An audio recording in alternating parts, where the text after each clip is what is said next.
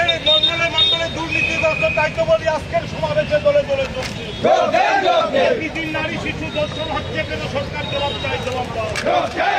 প্রতিদিন নারী শিশু দর্শন হচ্ছে কেন সরকার জবাব চাই জবাব দাও।